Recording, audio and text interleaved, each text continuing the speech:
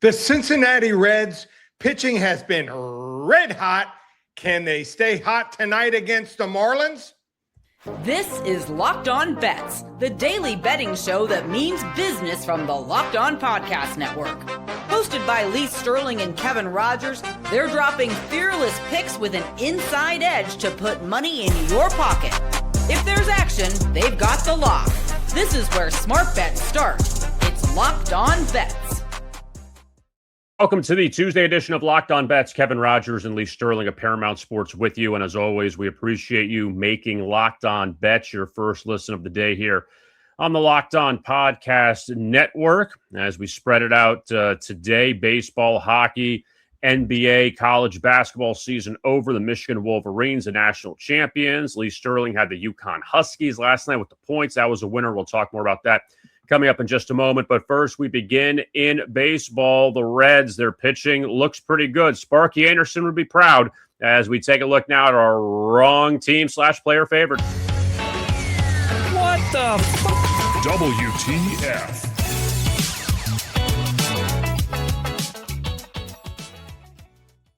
Pardon the pun, we could say it. Cincinnati's pitching red hot right now. Another shutout last night over the Marlins, 2-0. Brandon Williamson pitches well. Now it's another left-hander on the mound, and Andrew Abbott facing this Marlins team. And Lee, you're focusing on Abbott's strikeout prop tonight. I am, yeah. The Reds have not been known for pitching, especially the last decade or two. I mean, you got to go back to like Tom Seaver and Don Gullett when Sparky Anderson was there before they had an ace. But looks like they might have a couple of them. They're winning games where they're scoring 2 or less runs, and been enough so far. But now they're going to face maybe hottest pitcher in all of baseball, Sandy Alcantara. And Sandy is red hot, 2-0, has not given up an earned run. Now, Andrew Abbott's really good. 2 games, 11 2/3 inning pitch, 9 strikeouts. Yesterday, Brandon Williamson, who was great in spring training after coming off Tommy John surgery, he was electric last night.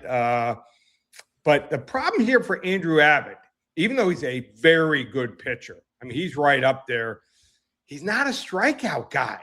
So here's a guy that, you know, in 2025, 166 innings pitched, only 148 strikeouts.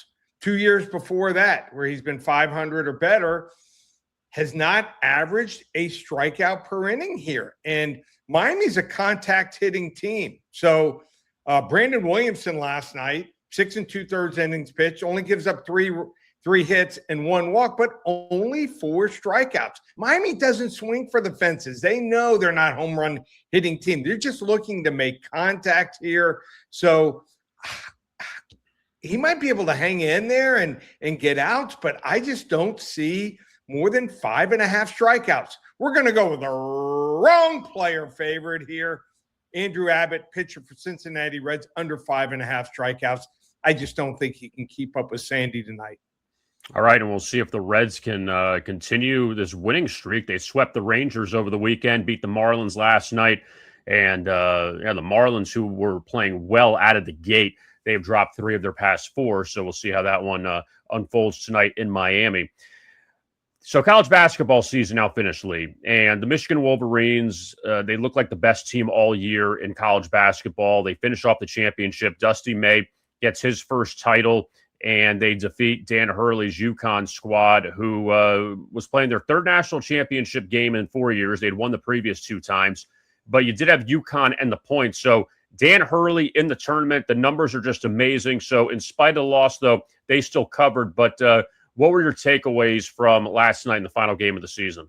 All right, so my power ratings, I had Michigan as a 4.5-point favorite. And I trust my power ratings and what I see. And I thought, you know, they're also one of their best players with an ankle injury. And very telling after the game that a couple players from Michigan said that the moment was huge. The pressure was ratcheted way up, way more than the Saturday game. So they felt it.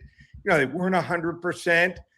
They were clearly the better team. If the line was 4.5 or less, I go with Michigan, and probably would have covered pretty easy. But the game was officiated poorly, horrible. And I thought it was slanted a little bit against UConn. I'm not upset at the outcome. I was rooting for Michigan to win, but wanted UConn to cover. Couldn't have played out more perfect. Could have avoided, sweating the game out and sweating the last 45 seconds, which was absolutely crazy. But not a Dan Hurley fan as far as liking him personally, but he's a great coach. It was just painful to watch the officiating.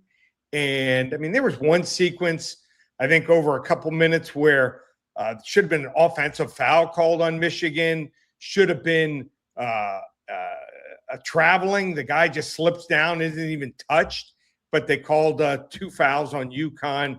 That was just the icing on the cake of how bad it was. But, the game was played poorly in a big, stadium, not an arena, 11 for 48 shooting. It was like the UConn-Illinois game. It was just rough to watch.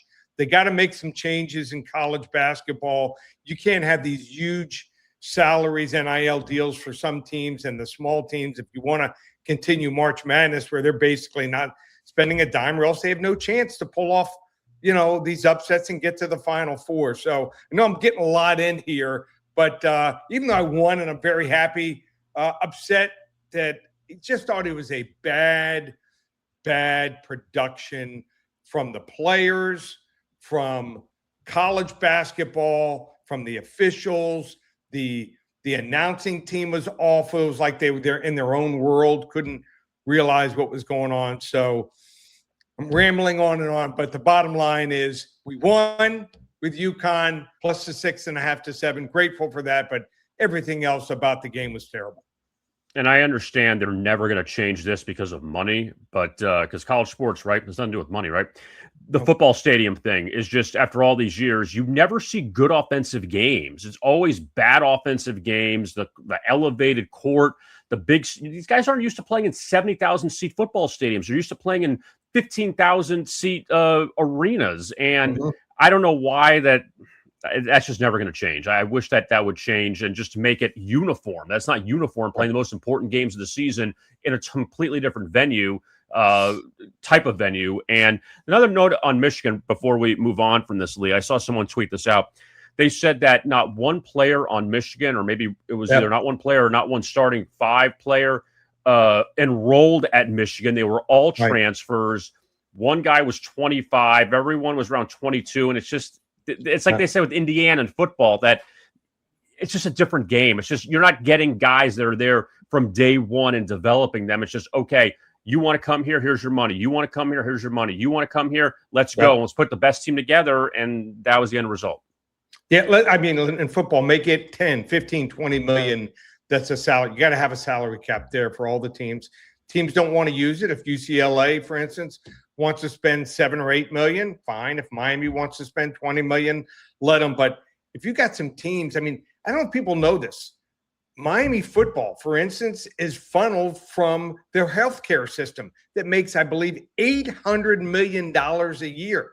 So if they give 50, 60 million, no skin off their back. So you got to have a more level playing field, in my opinion. Basketball and football. So now college put to rest for a couple months until football begins. So now the concentration on baseball, NHL, and NBA. And let's go now to the National Hockey League. And we look at tonight's Hidden Gem. To find a diamond in the rough, you need to dig a little deeper for those hidden gems.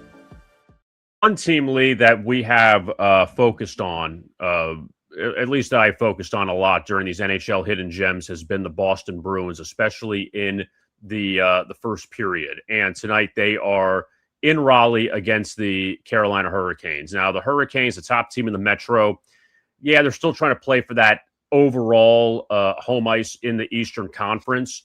But at the same time, though, they're in pretty good shape now, where Boston is just trying to get that top wild card seed and maybe avoid Carolina in the opening round. So with all that being said, we're going to take the Boston Bruins in the first period right now at FanDuel. They're at plus 132. Now, a couple of reasons why. So the Bruins have lost 3 in a row. They've scored 1 goal in each of the last 3 losses. However, 10-1-7 in the first period off a loss since December 23rd. So last 18 games off a loss, they've trailed once in the first period in the following game. And they just trailed Philadelphia 1-0 in the first period back on Sunday. In fact, the Bruins this year, Lee, this is kind of unbelievable. They've trailed in consecutive games after one period twice. So after they trail in the first period, normally they bounce back. In the two games against Carolina this season, they have not allowed a first period goal. Granted, they didn't score a first period goal because both games were scoreless. But still, I think Boston should come into this one, continuing their road trip off 3 straight losses, come out to a good start. Carolina's obviously been very good of late.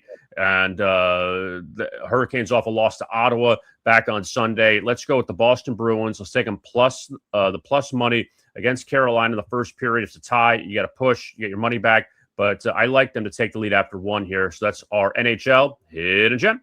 Keep riding you here. You were 5-0 on props last week. Dropped one yesterday, but it could have gone. I mean, we just needed one hit. Could have won that one. But I feel good about this one here. Boston's been a moneymaker for us all season long. Yeah, so let's see if that will continue coming up tonight. Up next, we're going to shift to the NBA. Heat and Raptors, a big one inside the Eastern Conference. We're going to talk about a total there. That is straight ahead. You are listening to the Tuesday edition of Locked On Bets. Let's talk now about FanDuel and the NBA playoffs. They are right around the corner. And every possession matters. Every matchup is magnified. Every game can swing a series. Right now, FanDuel is giving new customers a great way to get in on the action. You can bet just $5 and get $250 in bonus bets if your first bet wins. And what's really cool, you go to the FanDuel app, you have so many choices. When you look at the NBA, obviously you have the game matchups where you have sides, totals, money lines, player props to go to with the regular season coming to a close in about a week or so. And then when we go to the playoffs, obviously you have all those choices for the playoff games, but also the championship. Who are you going to take to win the whole thing? Will it be Oklahoma City again? Right now they're the favorite. The Spurs are right behind them. And then some other teams thrown in, the Nuggets, the Celtics, the Knicks, other teams to keep an eye on there in the West.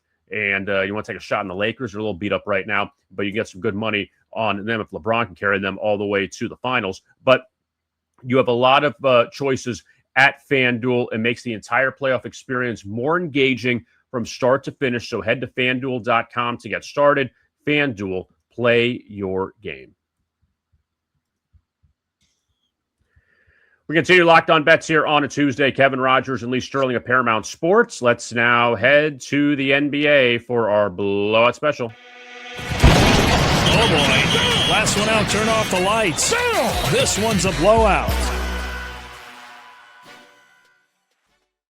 The Heat and Raptors meet north of the border tonight, and this total's sitting near 240, Lee, between these two teams. So what do you like with the total? Yeah, so we've been going with a lot of blowouts on teams to blow out the bad teams, and that probably won't change the rest of the week. But we're going to look at a total here, 239.5. Toronto is sitting at 6th. They would like to stay there or move up to 5th, and they don't want to fall. They're only a half game ahead of both Philadelphia and Charlotte, so all hands on deck. Guys are playing offensive weapons. Miami Heat sitting 10th. They'd love to move up to 9th or possibly 8th or 7th with a little bit of luck. So they're going to play all out. Looks like everyone's going to be back. Norman Powell's looks like we'll be back. Tyler Hero playing. They've had a slew of injuries, maybe the most in the NBA this year. Toronto, they can score. Don't have many defensive players, but on offense, over 115 or more points, 6 of the last 8 games. Listen to what Miami scored going backwards from their last game. 152, 129, 119, 118, 128, 120, 111, 122, and 126. And I'm not including what they've given up. It's been even worse. They don't even wave at guys as they go by. They play absolutely no defense. That's the problem. Guys like Norman Powell and Tyler Hero just they try some, but they're just not defensive players. They're only really Bam Adebayo is their only decent defensive player on the team. So I think this might be one of those games that goes over 255, 260 here. So we're going to go over 239.5 total points. It's going to be a blowout special. All right. And last night, Lee cashed on the Cavs. They came back and beat the Grizzlies, covered the big number. So look for another win tonight in the NBA. College basketball now in the rearview mirror. NBA playoffs right around the corner. Same thing with Stanley Cup playoffs. Major League Baseball's steamrolling right through. So, Lee, what's going on with Paramount Sports with all this, with everything going on, and Masters also beginning on Thursday? Yep, Masters special will go up. Looks like we're going to have somewhere between 5 and 7 selections. That'll be up in a couple hours, so check that out. Won last year on our Masters selections. UFC, biggest selection ever in the history. 5.5, 6 years now we've been doing the UFC. We've given out a 50-unit selection a couple times. It'll be somewhere between a 75 and 100-unit selection. So that's going to be coming up late Wednesday night. That'll be up and available. 10-day special. You get basketball, you get hockey, you get baseball. 10 days of action. $97. A lot of people, they concluded, it ended with the tournament. So get re-signed up, keep moving on there, keep building the profits. Just one place, ParamountSports.com, or call 800-400-9741. And don't forget to like and subscribe to our YouTube channel, Locked On Bets, as well as the podcast version you can find on Spotify, Apple, wherever you get your podcast. Type in Locked On Bets, and you'll be all set. For Lee Sterling, I am Kevin Rogers. Thank you so much for tuning into this edition of Locked On Bets right here on the Locked On Podcast Network.